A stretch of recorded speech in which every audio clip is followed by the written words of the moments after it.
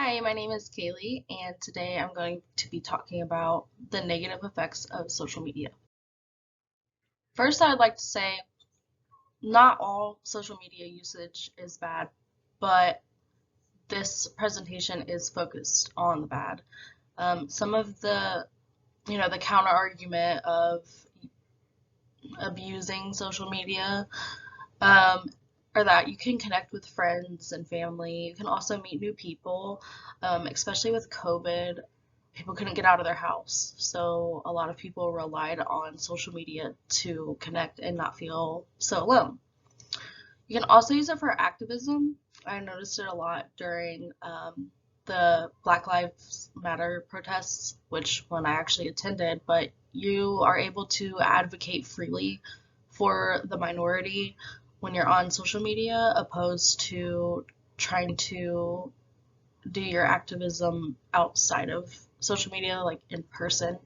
Um, the protests could have, some of them turned ugly. Um, it was a little bit safer for the people who didn't feel comfortable going to the protest. They were able to advocate for Black lives by the uses of social media. You can also use social media for personal branding. I know a lot of people are using it now to market their products, or they can get recruited by people for jobs that they didn't even know existed, and just simply entertainment. I know personally, I do scroll through Facebook and I look at the memes and I laugh and I have a good time on there, but I have been trying to change that and trying to limit my time on social media, especially since my kids try to mimic everything that I do. I don't want them to think that being on social media all the time is okay. They need to go outside and be kids instead of asking for tablets and phones and Facebook and Snapchat and Instagram.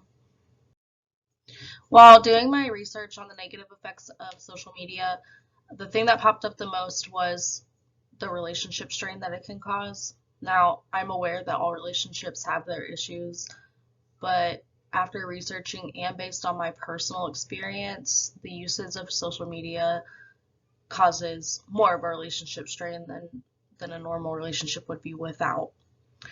The uses of social media gives your partner the opportunity to have wandering eyes. Um, yeah, they might see people out in public that they think are attractive, but social media is just so easy to scroll through and see somebody attractive and send them a message, and then it just takes off from there. Another thing is gossip. You know, let's say your partner likes somebody's picture and then they're like, oh, well, they must be trying to approach this person. And then they run and tell you that your partner's doing this or doing that. It's just drama, and I think it could do without.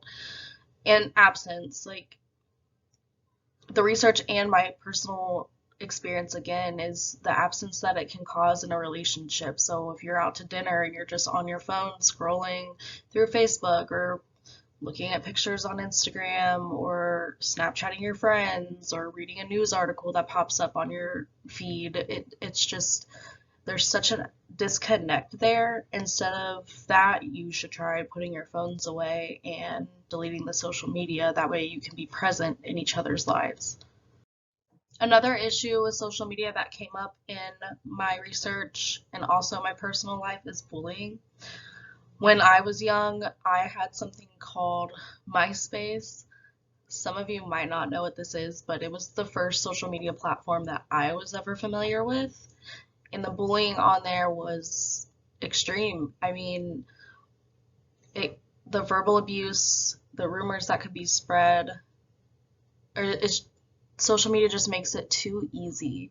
I know that children get bullied in school, and even adults get bullied by people that they know, but social media makes it so much easier because all you have to do is get on and type something, and it can cause a chain reaction.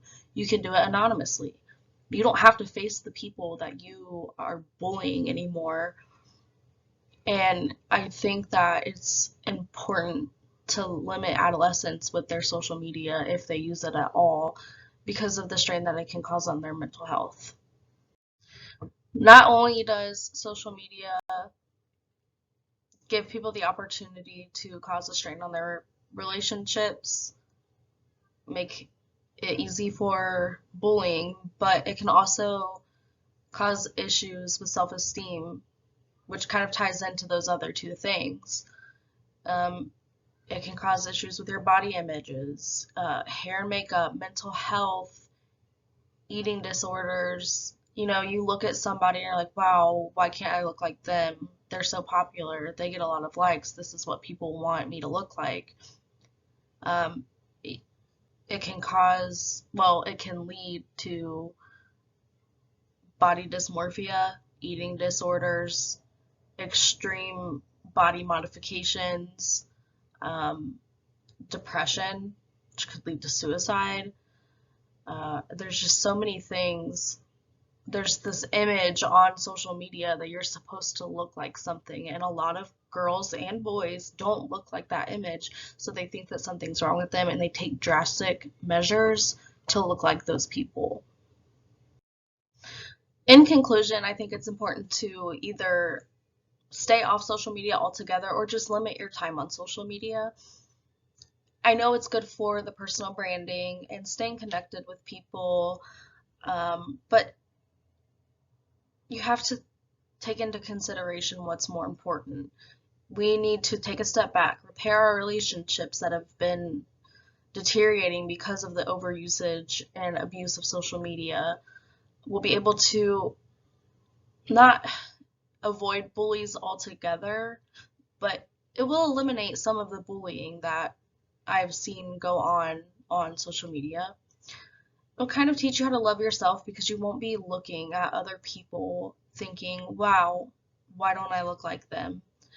It'll help you be present with your life. Spend time with your kids. Have your kids go outside. You guys can do activities and find healthier hobbies. When you're sitting on the couch scrolling on your phone or the computer all day, that's not the healthiest thing that you could be doing. Go, learn how to paint. Um, Start reading books again. Just find yourself outside of the internet. And I think that would solve a lot of problems that go on in today's world.